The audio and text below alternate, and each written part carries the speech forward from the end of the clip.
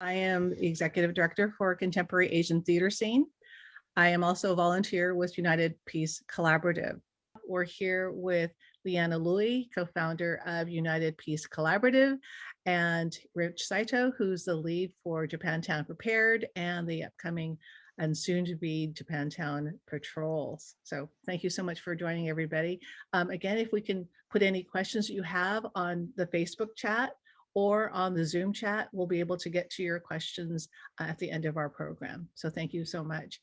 Again, this program is meant for information, excuse me, information only, and please use the information that we share to your best judgment. So really appreciate that. We're hoping to make sure that people are empowered with the right information, that they know how to be aware of their surroundings, and some tips that we're sharing during today's call.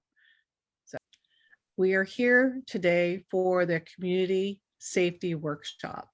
And what that means is, with the times that we're in right now, it is really important that we empower ourselves to understand what's happening around us with information that's going to keep us safe wherever we go and doing things that we do in everyday life. I can't stress enough how important it is that we want to keep everyone as safe as possible and avoid at all costs anything that might come our way.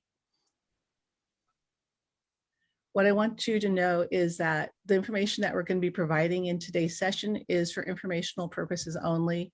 It's not going to cover everything from A to Z, everything you probably want to know about. Things that are really important to us are, and that we can share, are the lessons learned, the stories, the things that you've heard that Leanna Louie and Rich Saito have learned while they're patrolling in their own experiences in the past. And it's really important that we understand how to bring those together. So with that, I'd like to introduce Leanna Louie. Actually, Leanna, if you can share a few words, a little bit about your history and a little bit about yourself and what brought you to UPC. Thank you. I'll make it short and sweet. So I was actually not born in the United States. I was born in Toisan, China, in a poor farming village. Yeah, and my family moved to Hong Kong when I was 6, and then we immigrated to the United States when I was 7 years old. And I had my elementary, middle, and high school public education in San Francisco. And then I joined the United States Army at 18 after graduation from high school. So after that, after about 5 years of service, I went to college on a Green to Gold scholarship. So I did ROTC at Pacific Lutheran University. And then I was commissioned as an officer. So I've been stationed in Fort Dix, New Jersey for basic, Fort-Sam, Houston, Texas for a paramedic school and a pharmacy school. And I have a degree in history and Chinese studies. And I was stationed in Frankfurt, Germany, and Korea as well as Fort Lewis, Washington, and Fort Huachuca. So after my military service, I came back to state of California and started a job at the city of Sacramento. First started with neighborhood services, then on to the fire department, and I was there for 10 years. And we moved back to San Francisco in 2012. And when I left San Francisco in 1990, it was a beautiful city. But when I came back in 2012, I was literally in tears when I saw all the homeless people downtown and the Tenderloin and even in Chinatown. It was like really heartbreaking for me. I don't know what happened in my city, but uh, each year that I'm here, each year I'm more frustrated at what's going on. So I'm kind of like, I kind of have no choice but to, get involved as much as I can. So fast forward to 2012, 2020, the pandemic hit. And we were already seeing a lot of cases of beat and mug, robbings, purse snatchings, and stuff like that. That was being shared on social media and YouTube, and it was very upsetting. So when the pandemic hit, I think it just exploded. So much had happened. And especially since we've seen the rhetoric and heard the rhetoric talking about this being a kung flu and China virus and Wuhan virus, that was very upsetting because in truth, nobody really knows where the virus came from. Wuhan is the biggest transfer station in China. So anyone who flies from anywhere in the world always transfers in Wuhan. So anybody in the world could have brought the virus to China, but it was discovered there. So it was very upsetting to hear, those type of words saying that it was from Wuhan or whatever.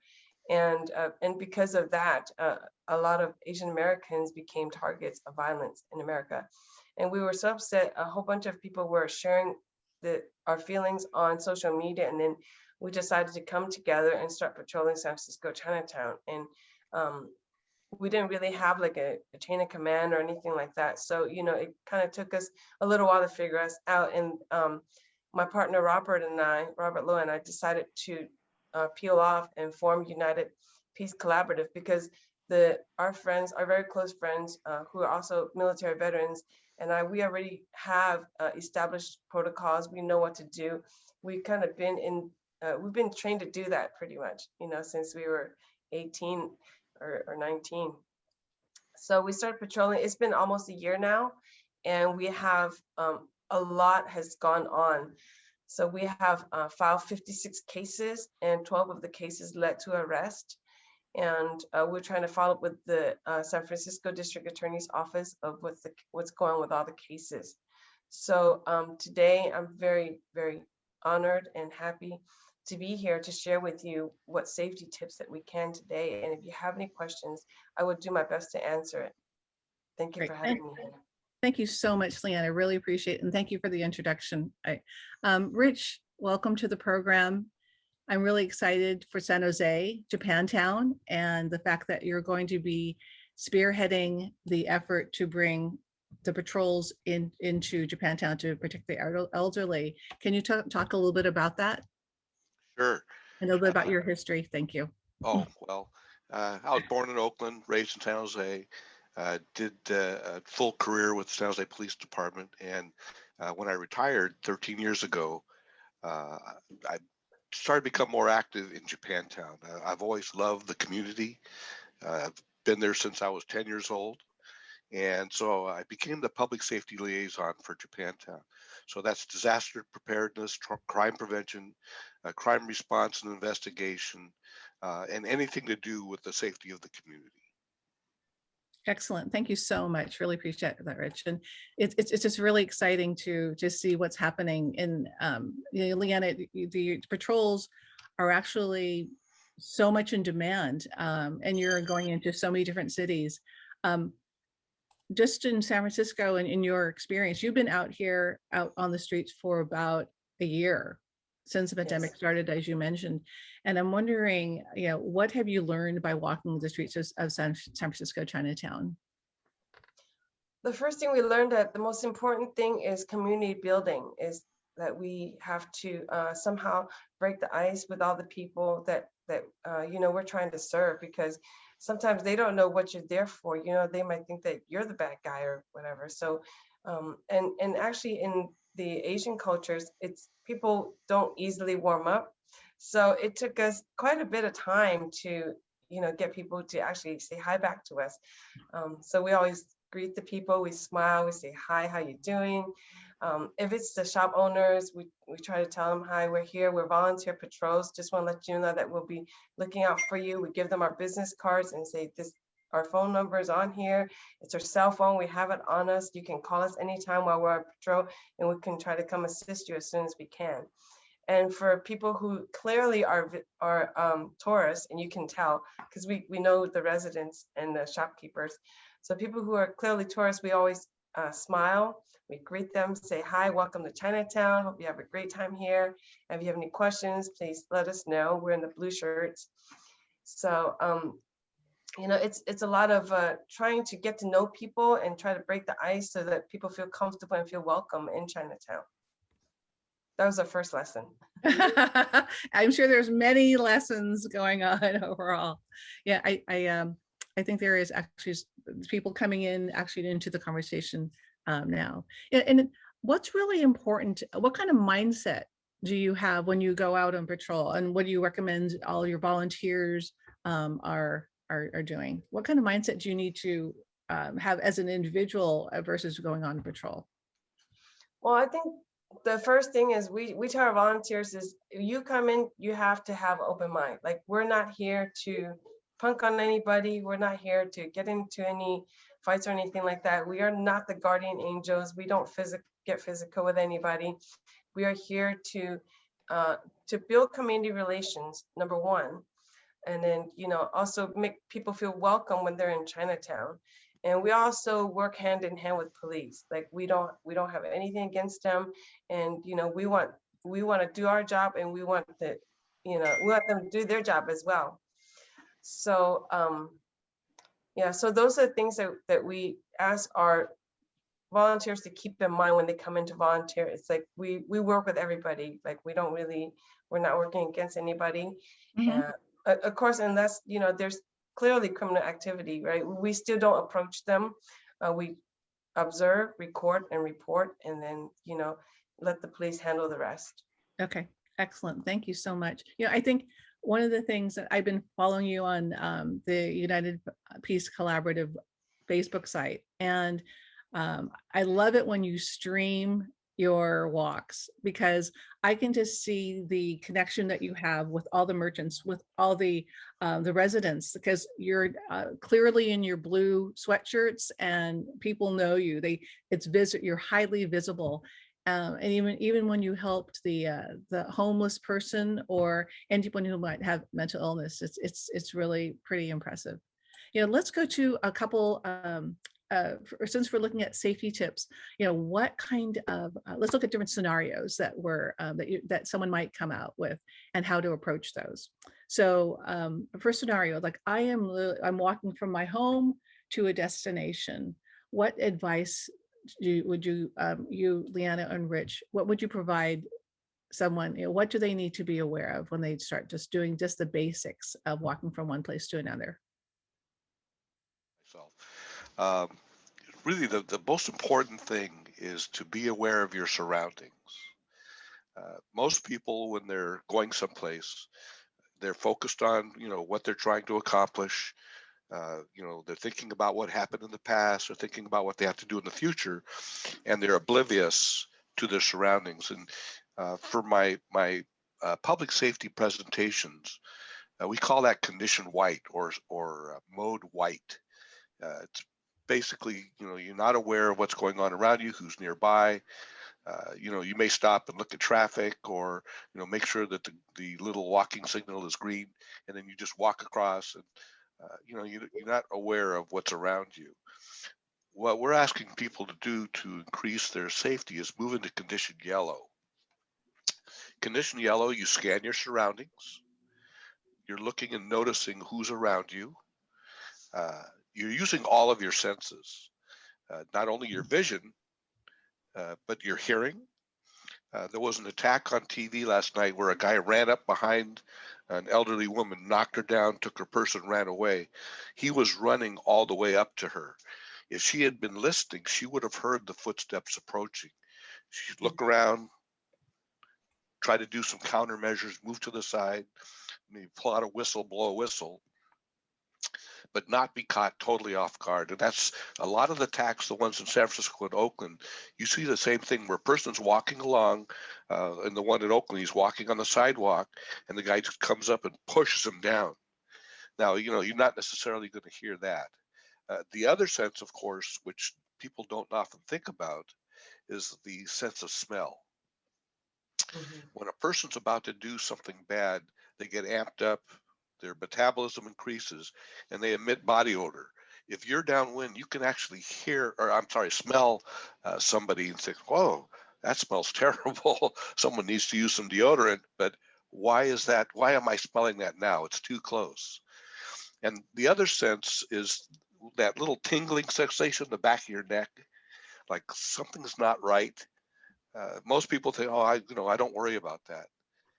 Pay attention to that. That's part of the awareness. You want to be at the front edge of your perception.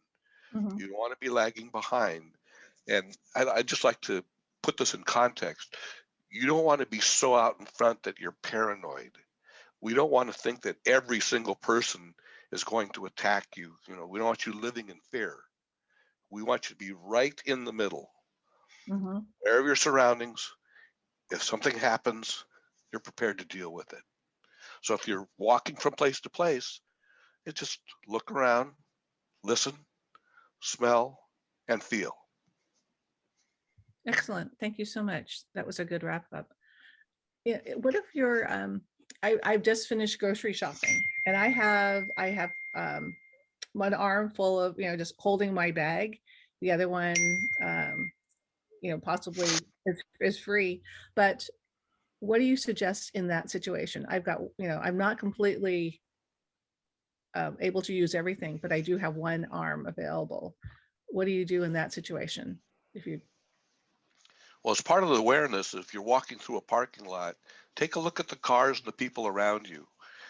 There are numerous situations down in San Jose where someone has a bag full of groceries, they're walking to a car, Mhm. and someone pops up out of a car.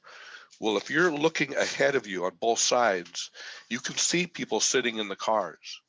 As you walk up behind the car, if someone opens the door suddenly and steps out, you're aware of that. You can react appropriately. You can step back around the car. You could yell. You could, try to take some kind of evasive maneuver. Leanna, did you want to add anything to that? No, I think you touched it all. Yeah.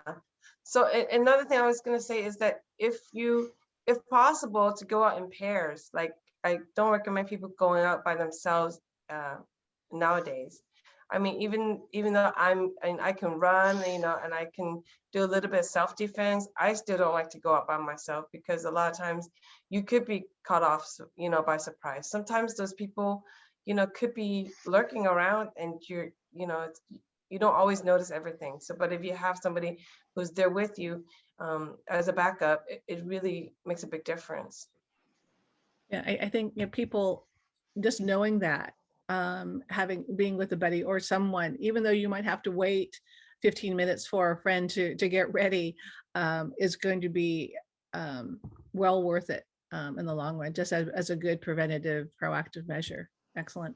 What if, I know there was a situation, if you're sitting in at the bus stop, or you're waiting for the bus, and you're out sort of exposed, what kind of thought process should I be thinking about or being aware of at that point? Leanna, you've got a lot more Yeah. bus stops in San Francisco than we have in San Jose. Yes, we do. So, like, I would recommend that wherever you sit, you're sitting in a position where you can actually have full view of the street of where people are walking. I usually don't sit in a bus stop because it's like there's glass right behind you, and then you can't see the people that could be doing something. So I usually stand against a wall of one of the stores, or a school or whatever, so that I can still have eyes on the bus when it's coming, but also have eyes on all the people that are walking by. I think having visual contact with people who are walking by is very important. I think a lot of times people are like looking down, they don't, they try not to see what's going on, but we can't be like that. We have to always be aware of our surroundings. We have to see all the people who are walking by. A lot of times just the eye contact itself is enough to deter them from committing a crime. And I'd like to add to that we had a session yesterday with Bert Takeuchi, who was a TSA agent, and he talks about behavior detection. Like Leanna says, if someone starts to approach your position at the bus stop, look at them. What is their demeanor? What is their body language? You look particularly at the face. Are their eyebrows furrowed? Is their jaw set? Is their head down? Are their shoulders crunched? Are they clenching their fists? Are they breathing heavy? He said that a lot of people who are about to commit a crime or some kind of violent act, they fidget, their eyes are darting around. Most people don't act like that. So what you're looking for is unusual behavior. It's not the identity of the person. It's not race or social status or anything like that. It's how they behave. Mhm. Very interesting. And what if you've gone on the bus and you're getting off the bus? So you're just getting off, and there's people behind you. So there's a little bit of commotion happening. What's some thoughts on that? Well, I take light rail. I don't take a bus, but I bring my bike on light rail to go down to San Jose, Japantown. And as either the bus or the train is pulling into the station, I'm looking at who's on the platform before it stops. Ah, okay. You want to kind of get a sense of who you're going to be exposed to. So the door opens, I grab my bike, I roll it off, and I look both ways. And again, it's the same thing. You want to, evaluate who's around you, look at their behavior, and if you perceive a potential threat, you move from the condition yellow to condition orange. And that's, you've identified a person who has darting eyes, they look upset, they may be muttering something or yelling. And you think, wow, this guy is a potential threat. I better start thinking about, what my options are, what my escape routes are. For all of the light rail stations, I know my avenues of escape. Bus routes are similar. You can basically go either side. So if you to your left, you think, well, if I have to get away from this person, I'm going to go to the right. But have that all thought out in your mind beforehand, ideally before you get off the bus or the light rail train. And then if the person starts to advance towards you, you move from condition orange to condition red. This person is encroaching on my space. They're a potential threat. Their body language is such that, they're obviously agitated. I've got to start taking evasive maneuvers. And that's, moving away, using your whistle. If you carry pepper spray, use that or have it ready. Going back to walking through the parking lot, if you're holding your keys, you can put your keys in between your fingers and close your fist, and the keys stick out, and you can poke people with them. Excellent. Great. Leanna, anything else? No, I think those are great points. I was going to say that, it had happened to us before, not on the bus particularly, but on the street. But a man had really aggressive behavior. He was, he was pushing his shoulders up, like looked like he would want to fight with us.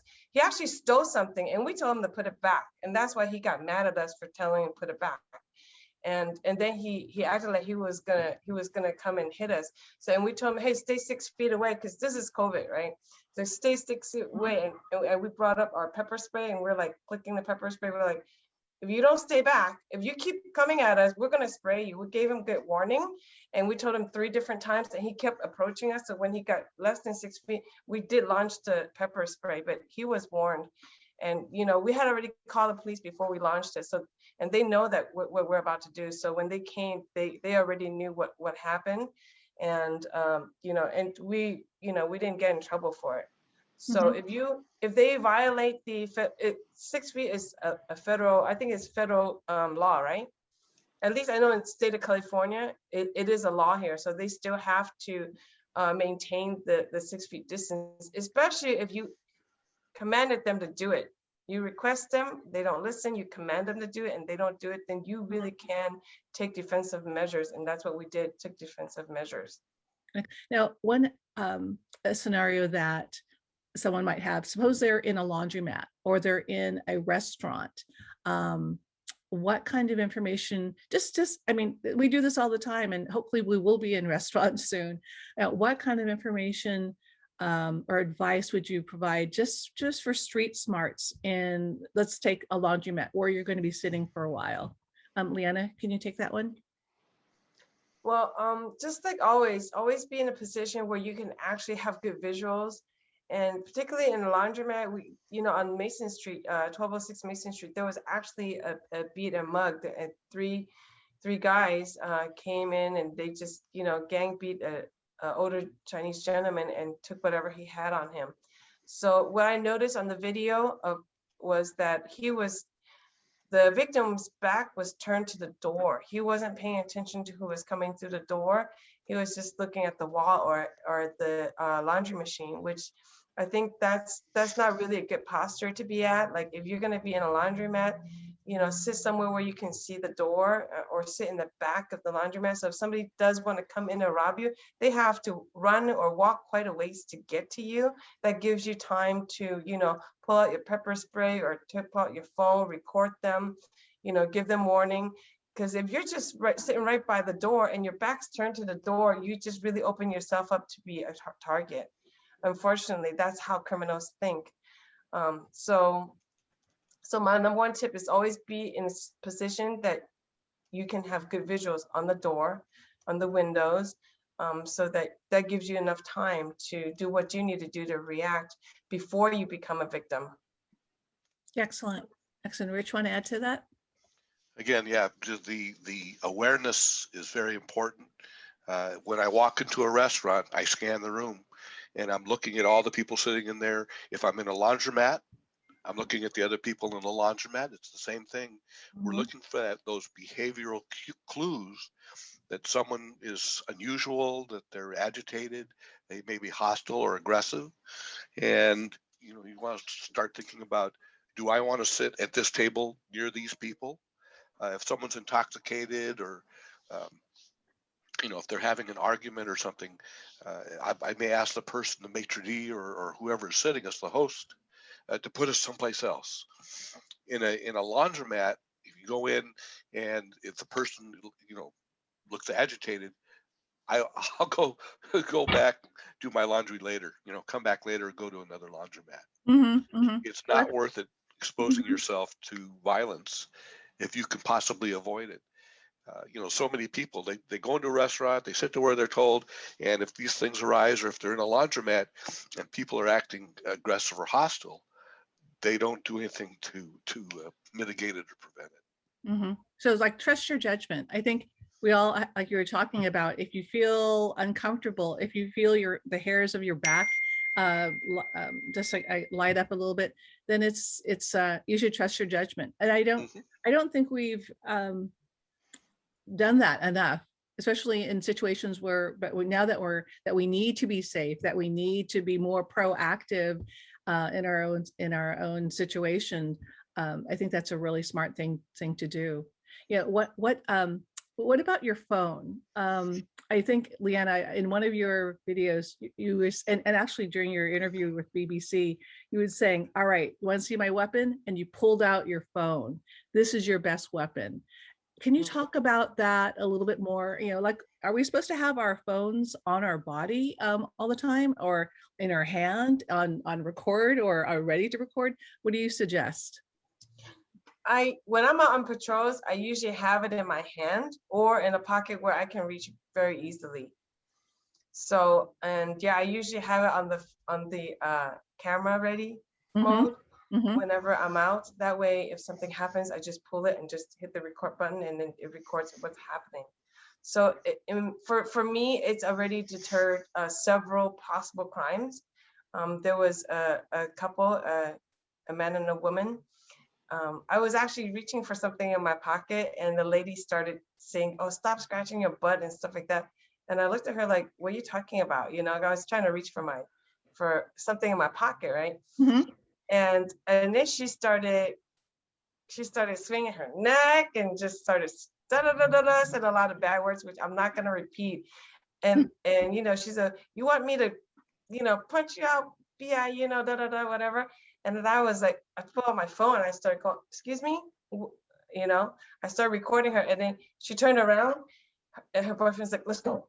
They like literally left right there because they know they're gonna get recorded, and they don't want anybody to see them on video or on YouTube or anything like that, because it's gonna go viral. If you're gonna hurt somebody nowadays, when you get recorded, it's gonna go viral, and the police is gonna get you. Yeah, I'd like to contribute to that. The other thing that is useful for using a phone is you bring it up, you know, while it's a recording, you can say like a verbal calling thing. You can say, call San Jose Police or call San Francisco Police. And a lot of people, when people hear that, they'll say, oh, shoot, you know, he's calling the authorities and I better leave. Interesting point. Yep. And that's not the only situation. Like there were situations where we saw a couple of guys, they were on Grand Avenue, they were looking into each shops. And then after looking at shops, they were looking into cars. And so I approached them, I pulled my phone out, and I said, excuse me, why are you looking at my car? And then they just like, oh, is that your car? I said, yes, that's my car. Why are you looking at it? And then they just started running away. Excellent. You know, I think when I was with you in San Francisco, you said it's best to have a buddy Yes. who's recording. Can you talk about that scenario a little bit? Yeah, so, you know, when we do patrol, we do a minimum of 2 people, preferably 3 to 4, but two is fine. So when one person is reacting to the situation, or, you know, the other person needs to be the recorder. So if my partner is talking to somebody and, you know, I see that could be a potential problem, I start recording, and same and vice versa. So just depends on, you know, and I think that before you guys start to patrol, you guys need to talk to each other and talk about the comfort level. Some people are not comfortable talking to anybody at all. So, but if you have a person who is more comfortable talking to somebody and the other person is rather just be very quiet and record, then, you know, we all need to play our role and we have to stick to it. Yeah, I mean, just to that point, like if I was grocery shopping and I come out and I see someone, you know, at my car, and I'm with my with a friend or something, I can possibly do that, or I can just walk away, and not deal with it, or I can call 911 or get the store manager, I suppose. I guess that would work, but the buddy system is really important. Can you? I think we talked about that a little bit earlier, but the buddy system, people tend not to be attacked when they're with somebody else, right? Exactly. Yeah, I saw an interview of an ex-con who he's been in and out of jail and prison many times, and he was giving tips to people to stay safe. And one of the tip he said he never targets more than one person at a time. So if you're walking alone, your chances of being targeted is much higher than if you were with somebody else or in a small group. So best you don't go out alone. And you know, I know some people say, well, I'm tough, I'm strong, I'm this and that, but a lot of times these people, the criminals, they don't work by themselves, they work in groups. They even have a what do you call it, like a driver, a getaway driver. They have getaway drivers. Sometimes they have weapons, sometimes they have things to, you know, to hurt you. So it's very important that, you know, if let's say if you were punched, right? It's really hard for you to just get back up. It depends on how hard the strike is, right? If it's, sometimes they knock you out with one punch. It's difficult to react. But if you're there with somebody, then, you know, at least that person can record it, and if they're comfortable enough to you know, help you out, then they'll jump in. But if you're there by yourself, it's really difficult. That's why I don't recommend people to go out by themselves, especially now. I think until we get a set of politicians that correct the laws right now, especially in San Francisco, the laws right now are so loose, they're so soft on crime, that I think once we get new people in the office that, you know, really care about public safety, then I would feel more comfortable about going out by myself. Yeah, I think somebody, Barbara was asking about cameras. Are there more cameras being installed in certain locations, whether in San Francisco or in Japantown? Rich, do you want to start with that one? Yeah, I can tell you from the city of San Jose's perspective, they won't do it. Uh, Number one, politically, it's a very controversial subject because people, there's a lot of people who don't want to be, surveilled by camera systems. They feel it's their right not to be photographed. But from a practical standpoint, if they do it in one neighborhood, they'd have to do it in all of them. Willow Glen would want it, Evergreen would want it, everywhere, the Rose Garden. And once they set up these cameras, install them, put in the wiring, get them routed to a central station, you have to hire people to monitor the videos. The city can't do that. It's just too expensive. And then the reality of the situation is cameras are not a deterrent. As we've seen on the news, there's a lot of crime happening and it's being captured by video cameras, and those guys don't care. They're going to do it anyway. So there's not really any, from an economical and practical standpoint, cameras are not that effective. They help in prosecution, like Leanna talks about, but they won't deter anything. Okay. Interesting. Yeah, San Francisco is, I don't know if it's San Jose is any different from San Francisco, but we have spoken with attorneys and law enforcement officers, and they said that anything in public can be filmed and can be used in court. So all of our merchants, pretty much in Chinatown, there are cameras in front of the stores and inside the stores. So anybody who has a business that's open already has cameras. So I think that really helped decrease the amount of crime that's been going on in San Francisco. So I would urge like all the other cities, merchants to do that, to consider purchasing a security system. Thanks, Leanna. Yeah, I think there's a question that comes in, and it really gets to the situation where when there is an incident that happens, and I think it's a very personal kind of thing to me. Yeah, if how people manage it, I don't think there's one pat answer, but it's asking, how would you encourage others to take action when attacks happen? Who would like to take that? Well, that's a really loaded question.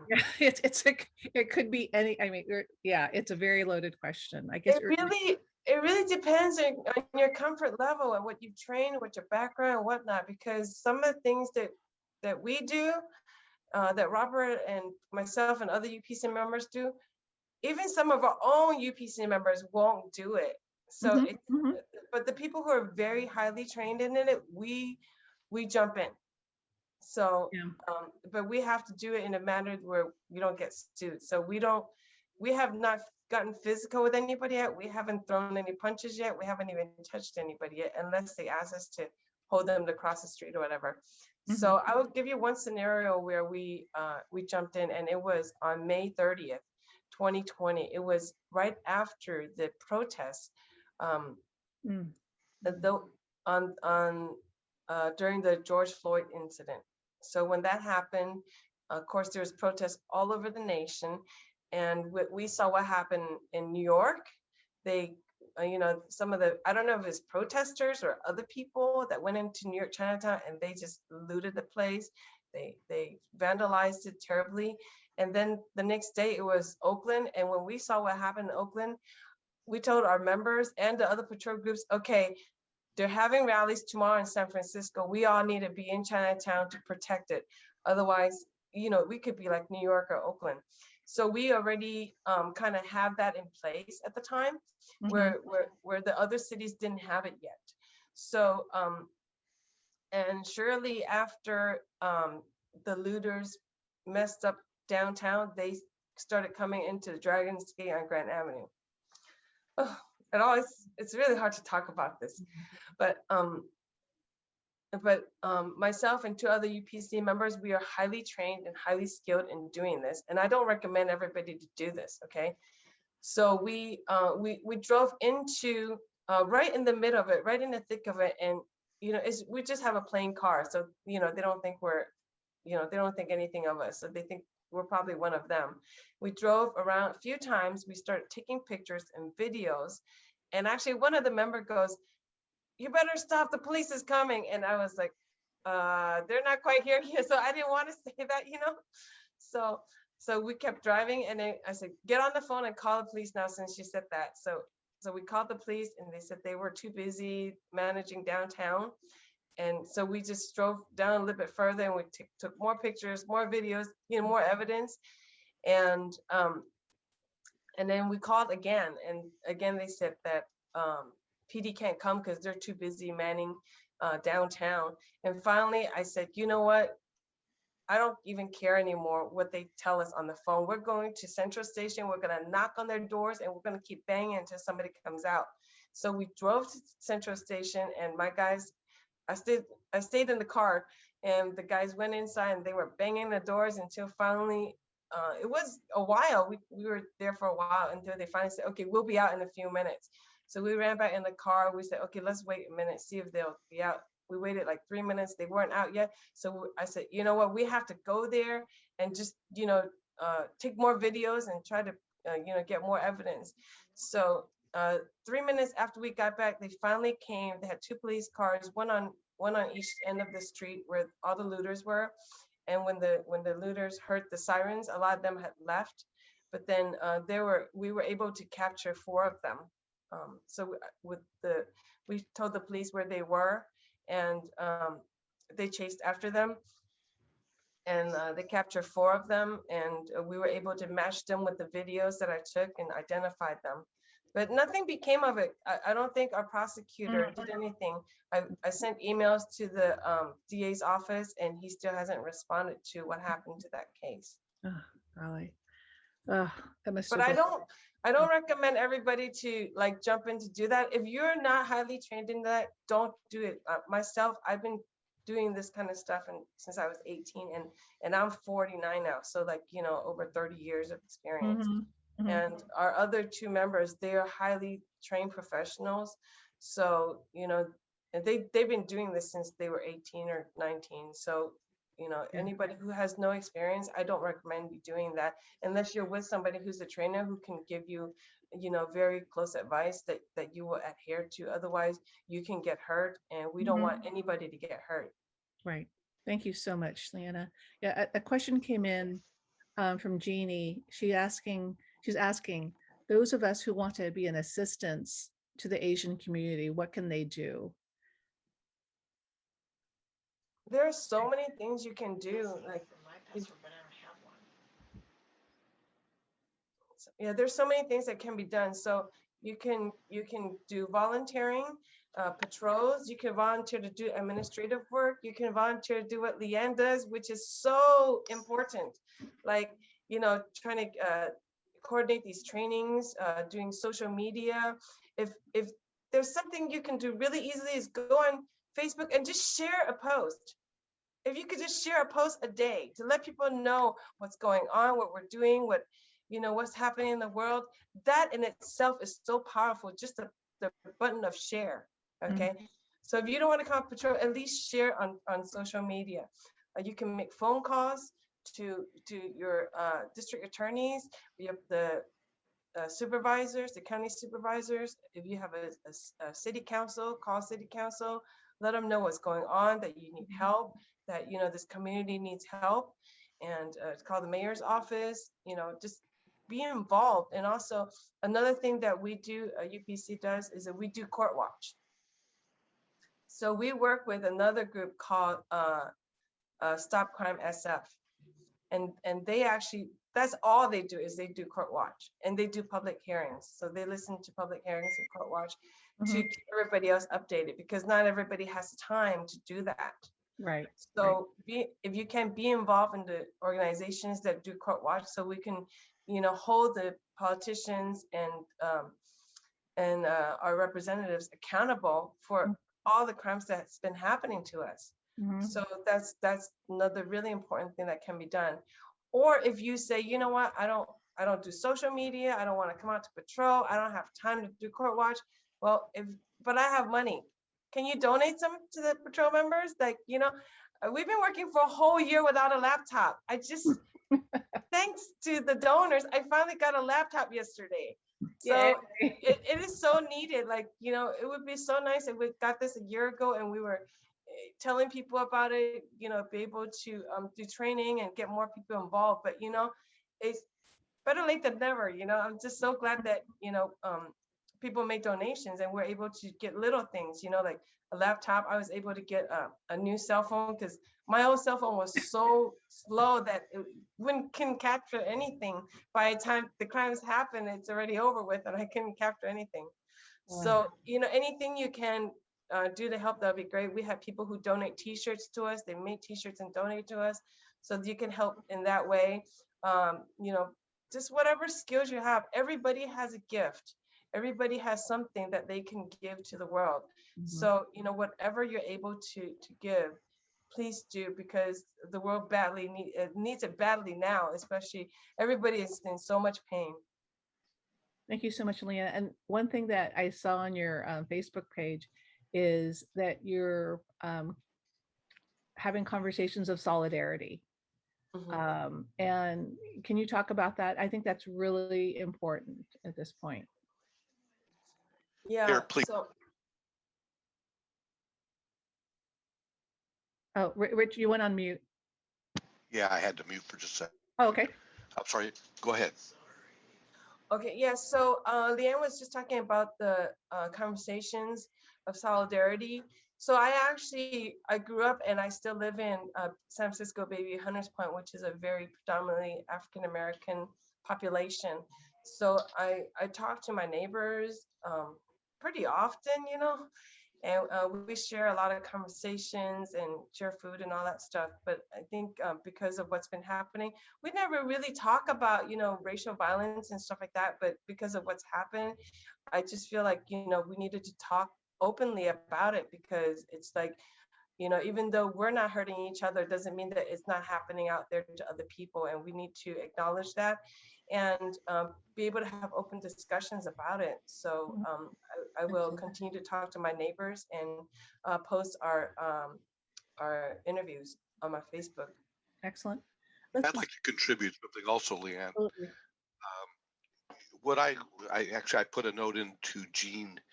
She's thinking about starting maybe a UPC chapter in San Mateo. So Leanna, if you would please put your contact info in the chat for those who want to start other chapters. But going back to what can just the average person do, just have a conversation with your families, your friends, your coworkers, and there's a difference between a dialogue and a discussion. A dialogue is an exchange of ideas and perceptions. Discussions where you tell somebody what to do, like you can go around saying, stop Asian hate and it's wrong. And okay, well, people, it's actually separates people. With the dialogue, you ask questions. Why is this happening? How does the victim feel? The guy who gets pushed down from behind, how do you think he feels about it? What about all the other seniors?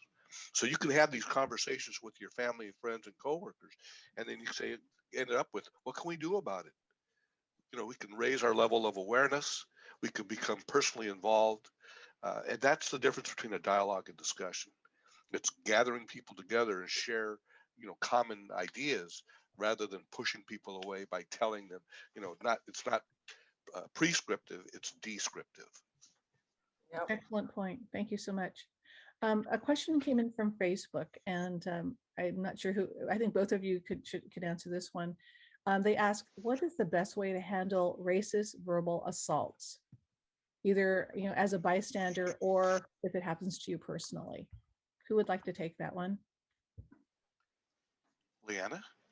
Sure, I could talk about it. So it's actually happened to me before while on patrol. Actually, on August 7th, I was doing graffiti removal with 3 other members, and we were on Stockton and Grand Avenue. And actually, this guy, this really big guy, he came towards me and he started calling me, "You Chinese virus, get out of here." He says, he says, "Go back to China where you came from." And I was just like shocked. I was like, I had my painter suit on and I had a paint roller. And so my 2 other members came towards me and looked at him and said, "Hey, get away from her." And so when they did that, he looked at them. He was kind of shocked that, somebody responded, and then he turned around and he ran. So my guys ran after him, and I'm trying to film him.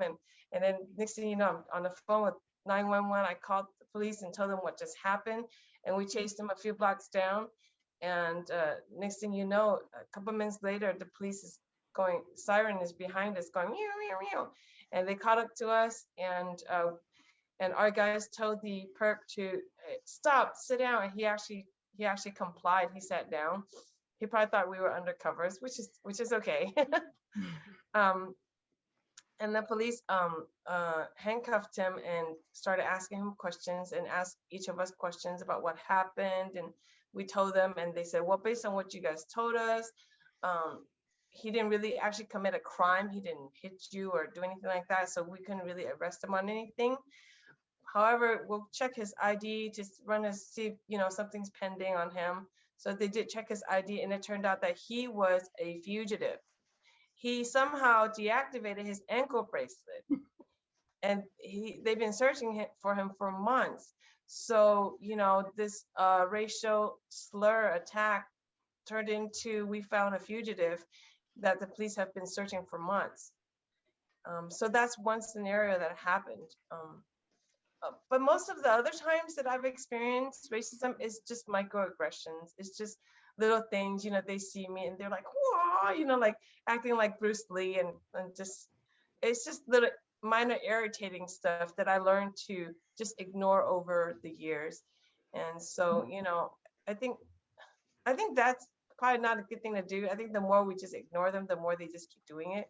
So nowadays, instead of, and the more I've grown as an adult, the more I tell them, hey, you know what, that's not cool. I mean, how would you like it if I do something that's particular, a stereotype to your ethnic culture, that, I know not everybody does it, but, people make fun of certain characteristics of certain ethnicities, and how would you like that?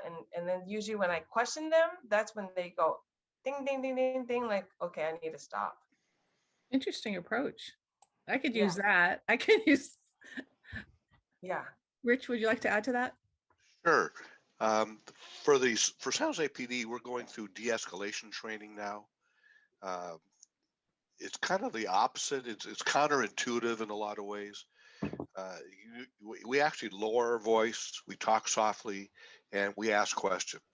So it may sound funny to hear a police officer talk about that, but we have professional role players during our annual in-service training, and they act out. And so we, take a defensive posture, but we go, how can we help you? What is your problem today?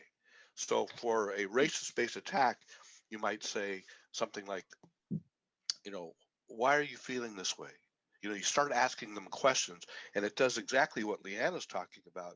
It makes the little brain cells start kicking in, and excuse me, they have to respond. So, the other thing I think it helps is that, we're in a very unprecedented time right now. People are out of work, things are closed, the people can't go out. We've been sheltered in place for months. People are under a lot of stressor, and I'm not trying to justify some of these attacks, but people are upset and they're just lashing out. So, as part of de-escalation, we would ask, can I get you some counseling? It's not my fault that we're in the situation. How can we resolve this together? And you'd be surprised how giving them the space and asking them questions and having them think about a response can help. Doesn't work all the time. Sometimes, like Leanna said, you just have to get away from the situation. Mm-hmm.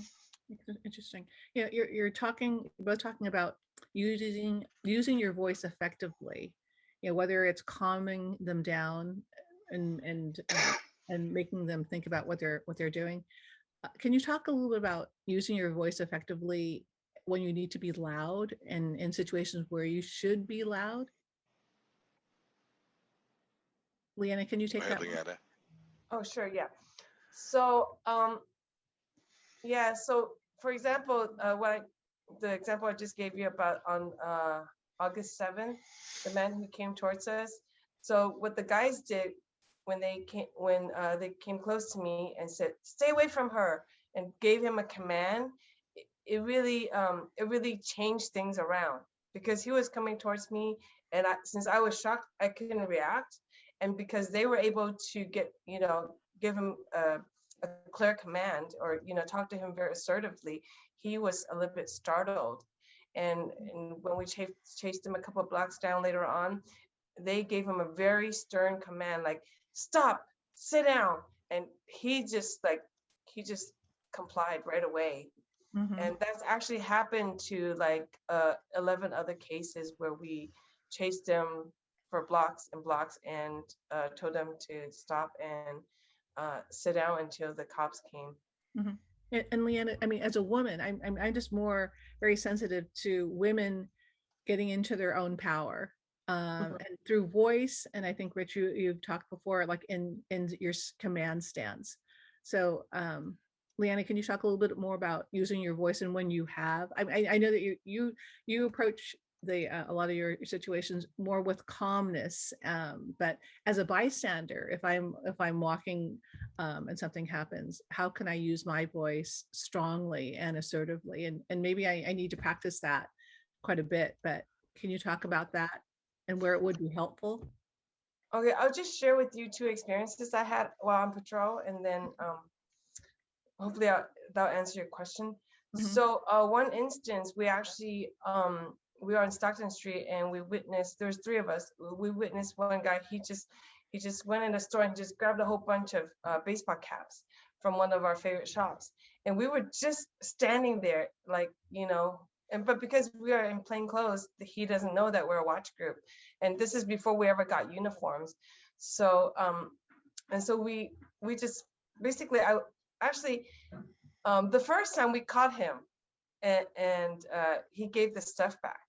And then a few weeks later, he came back, and we saw him on another block, was still on Stockton, but this is now the 1300 block, or the 1200 block of Stockton. And I saw him, he was just about to reach over, it was a cell phone store, he was about to reach over to get those cell phone chargers. And actually, I was right behind him. I just blew my whistle. It went real loud. And then I knew his name. I'm just going to say his name is D, okay? I said, D, what are you doing here? So, and then he was just really startled. I said, are you going to buy those? Are you going to walk away with those? He put it down and he just started running. And then next thing you know, he ran on the bus, and then he bussed away from Chinatown. So that's one instance where I use the command voice, and then another situation, it was a group of youngsters. They were teenagers, and we know where they live. They live in the Ping. They live in the North Ping, but they were on Stockton Street causing troubles. One of the teens tried to grab an older man's wallet, and another younger man got involved, and he saw him, so he pushed him away from the older man, and he told him, don't touch your stuff. And then they got into a little, verbal altercation, and the aunt was there, and the aunt saw the situation. The aunt of the perp was there, and she just, she told the boys, to leave them alone and whatnot. But by that time, somebody else already called the police. A bystander called the police, which is very unusual. So people are starting to, not be scared to call the police anymore. It used to be a big problem, but somebody had already called, and the police arrived very quickly since they were already on foot patrol. And we actually took videos of the whole thing, and we kind of like, followed them a little bit, and found out that they live in the Ping. And we actually know a lot of people that live in the Ping, and not only Chinese people who live in the Ping, but we have a lot of African American friends that live in the Ping. So, so we were like, well, when we get a chance to see them next time, let's have a talk with them and ask them what's going on, how we can help them. And, because we don't want any, since they're there to live. I mean, this is their permanent situation. It's our permanent situation. Mm-hmm. They have to deal with us, and we have to deal with them. So it's like, we want to have dialogue with them. So we waited a few days later. When we saw them again, I approached them in a very soft voice. I said, hi guys, how you doing? I saw what happened on Stockton Street. We actually have a recording of it. And I just want to know if you have a few minutes to talk to me. Well, they didn't want to talk. They pretty much just walked to the door and went inside. and left. And I just left it at that. So Yeah. I think that might have made them think that people are watching us. They're taking videos of us, and there's 35,000 residents in San Francisco, Chinatown. And you're like, 3 to 4 kids making trouble. We all got eyes on you. So at that point, they know that everybody's watching them. So that was about a month ago. So we haven't had any trouble from them since. And I think that is a good deterrent, just asking them, if we can talk. Sometimes when they think about, oh, what am I going to say to her? Like, or they go, I know I did wrong. So, what can I say? So I think that helps them to think about, what's going on. Also helps them to think that there are a lot of people watching too. Mm-hmm. If I can contribute to the communication process, they say that the majority of your communication is actually nonverbal. Your body position, your stance. So in police work, we have a thing called deportment or command presence. If you want to be a presence, if you want to, let another person know what you stand for, you position your body in such a way that it shows confidence and command. So that means feet shoulder width apart, bladed stance, raise your chin up, you look them directly in the eye, you put your shoulders back, you take a deep breath, and then you project from the bottom of your lungs. So whatever you say, like Leanna says, D, what are you doing? Are you going to take those? You actually want to project that out, not only with your voice, but also with your face, with your shoulders, with your abdomen, your legs, everything. And then you want to put your hands up in front. It's a excuse me, it's a gesture of, I'm actually reaching out into the space between the people, and you're taking command of it. So that, a lot of people, when they're confronted with a hostile situation, they scrunch up, they put their hands down below. You're not imposing your will on somebody, and unfortunately that's what it is. Command presence is imposing your will. Interesting. I think of it when I if I go up into the hills and they say if you see a bear, you need to Make be yourself big. Yes, be loud. Same thing there. I think I'm more scared of the bear. But you got to fight. You got to be there. So yeah. Or offer the bear some food. Throw it down and then run away. Yeah. Excellent. So I see a question. It looks like Rich might have answered it. Sako Powler asked, shouldn't we just simply ignore and walk away to avoid physical confrontation for seniors? I think, everybody should be the judge of their own situation. I know some senior citizens who are very strong. So I'm very, very good friends with Robin Ware, who is a former president of the NAACP Sacramento chapter. He's 84 years old. This guy does 200 push-ups a day and he runs 10 miles a day. So for him, he's a senior, but if you try to confront him, he's gonna knock you out. He was a former Army captain. Yes, he was one rank above me. So if so I'm not gonna say anything about anybody's age being senior or youth. I think if you're healthy and you know it and you're strong and you can deal with the situation, deal with it. But if you have a lot of health problems and and you're not trained into doing it, I don't recommend you or get into a situation. Of course, if you can avoid it, of course, the best you can avoid it. Sometimes the situations are not avoidable. All the videos that we've seen of people being attacked, it doesn't look like they could actually avoid it. However, if they were more alert of their situation, they might have possibly be able to contact 911 before the attack happened. And that's the only thing I can say. So yeah, I can't say that it's the same for all seniors. Right. There's a question that is from Facebook. The person says, I'm a little frightened by this. Is Wesley UMC doing anything? Rich, Yes. take that? Yeah, I've given presentations for Wesley. I'm helping them develop a safety plan. What they chose to do, and each organization is different. They decided to make a emergency response team, an ERT. So they selected, members of the congregation who are willing to step up during an emergency and take control of the situation. Now, unfortunately, during the pandemic, we haven't been able to actually hold trainings. We did the initial orientation, but this is the kind of thing that you need to do on a fairly regular basis. It's a perishable skill. So they do have a plan. They have designated people to enact that plan. They've done structural improvements to the facility.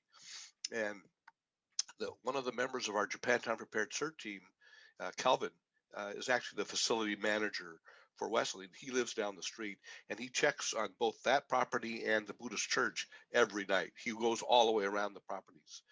So yes, they're doing a lot. Reverend Keith and Reverend Hajime have been very, very responsible. Excellent. Thank you so much. And with that, I'm going to have to leave in just a few minutes. I typed my email address, japantownprepared@gmail.com, and japantownprepared.org, our webpage, into the chat. Mm-hmm. Thank you so much, Rich. We're going to be continuing this conversation. I know that people have a lot more questions, and I think we do have a little more time with Leanna. Thank you so much, Leanna, for staying on.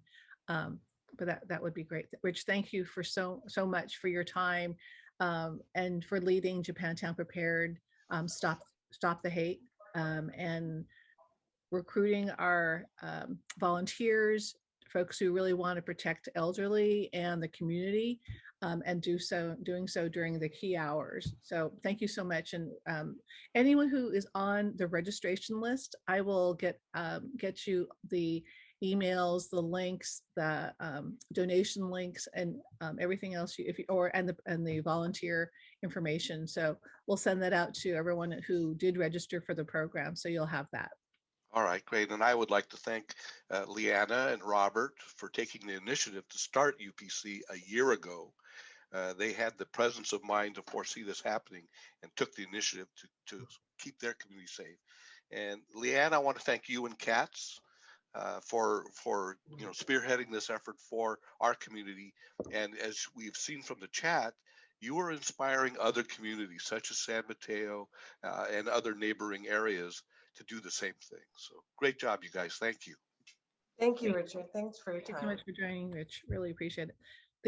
It's really encouraging. UPC, the model seems to work extremely well. I think Seattle, any place where Asian communities are residing seems to be reaching out to you. Yes. That's wonderful. That's great. And hopefully we don't need that for a lot longer, but how long do you foresee that UPC will be active?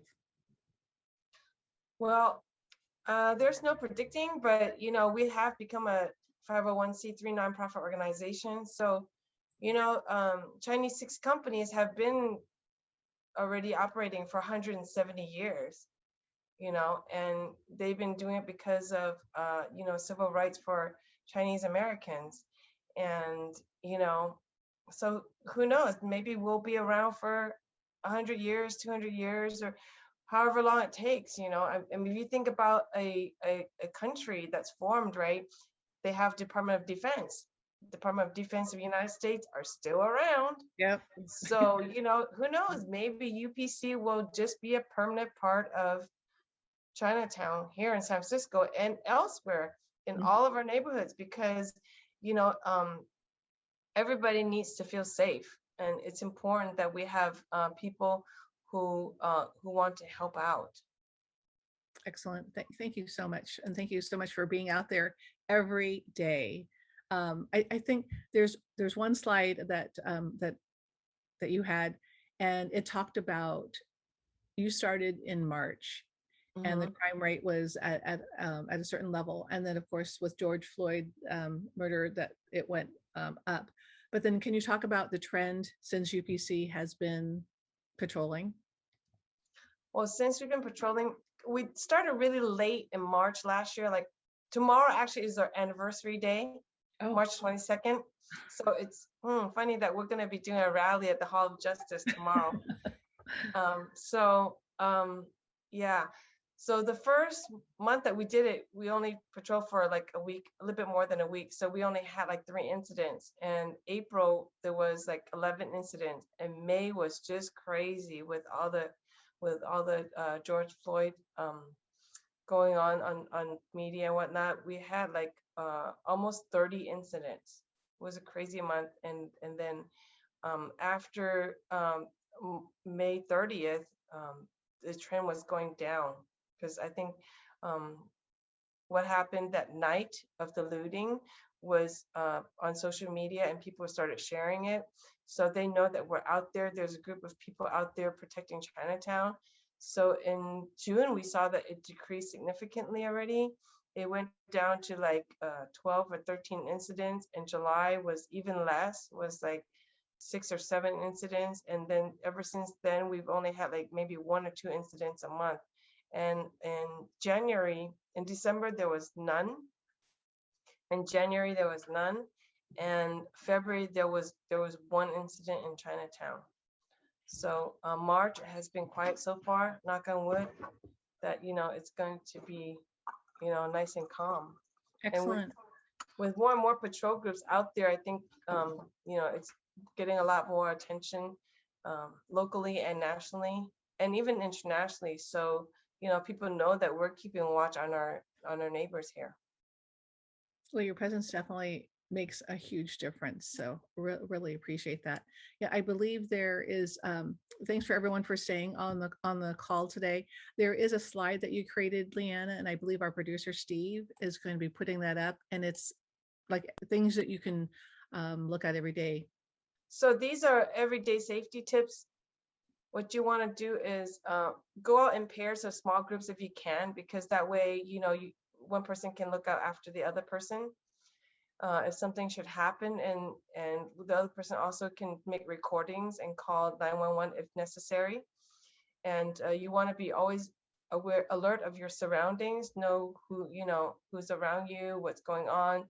Like Rich said earlier, their body language is very important. So if somebody looks like they're in the offensive mode, just be aware of that, and think about your possible escape routes, or what you and your partner is going to do in the situation.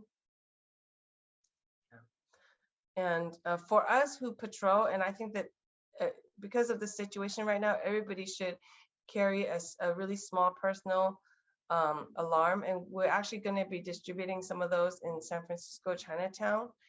And I know that Oakland, there's a group in Oakland that have already been passing out those security personal alarms too, and then also carry pepper spray.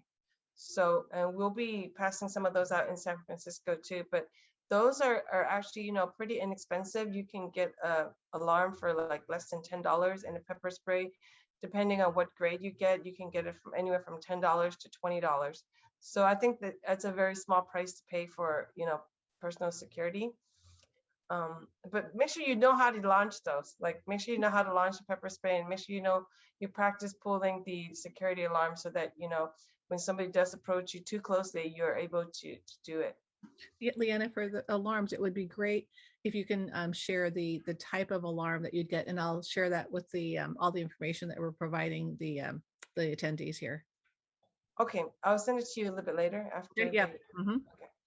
And then also always be sure that you have your phone ready for photographs, for videos, or for phone calls. So as patrol members, we always observe, record, and report. So we usually don't report until we get some kind of recording or photo, because it's like strong evidence, right? If somebody's doing something, committing a crime, then you have it on tape, and so that if officers come and ask you, what happened, you can show them what happened. And you can have photos of the perpetrator, so that they know that they get the right guy and they're not harassing somebody else that's the wrong person. And always have family members or emergency contacts besides 911. Sometimes you might need assistance, but it's not an emergency case. So yeah, we recommend that you always have that information ready in some form, so that one of your family members or best friends can be notified. And most importantly, last but not the least, if you see something, say something. Don't be silent.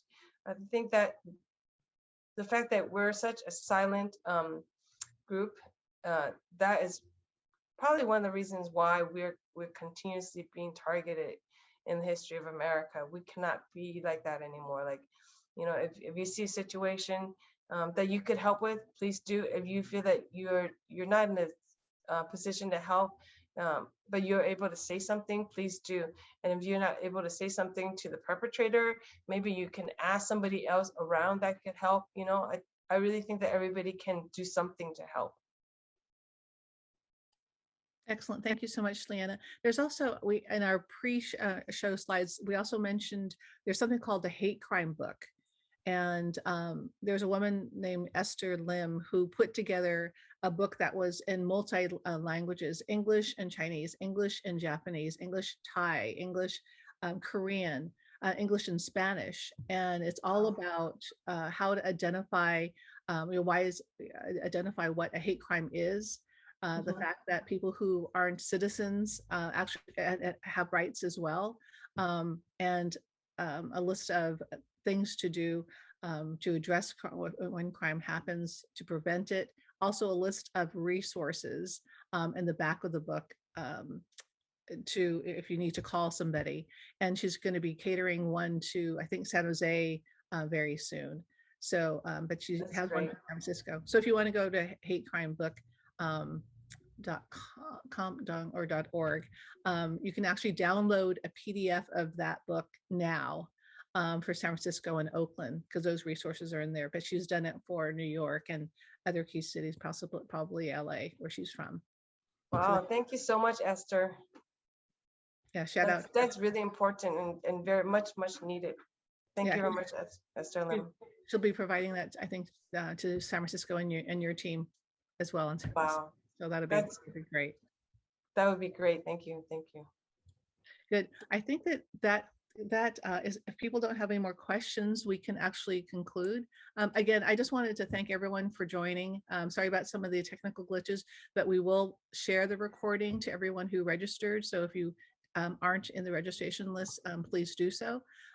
Again, be safe, use this knowledge, and use your own judgment. Hopefully that's some tips that you might have not have thought about, maybe some exercises that you need to, a muscle that you need to use and start learning. Maybe it's your voice, but being more aware of your surroundings so you can be safe. You can share this information with people that you care about, and we can all remain safe in the as we go through this crazy time.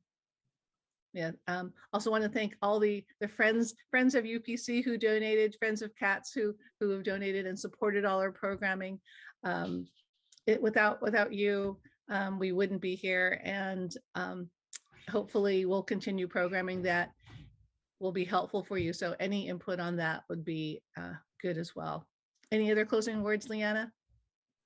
No, I just want to say that I'm really, really grateful to be here and grateful for all the people who make donations and volunteer their time. I mean, everybody has contributed so much, and especially you, Leianne.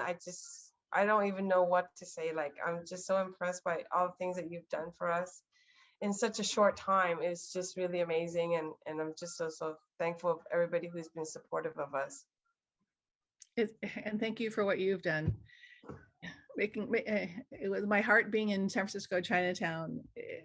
It warms my heart to know that people are there every day looking out for our families, aunts, uncles, whatever. Excellent. So with that, I'd like to close today's program. Thank you, everyone. Be safe. And just want to thank all our donators and sponsors and contributors. You know who you are. This one. So with that, thanks so much, everybody. Have a great day. Talk to you soon.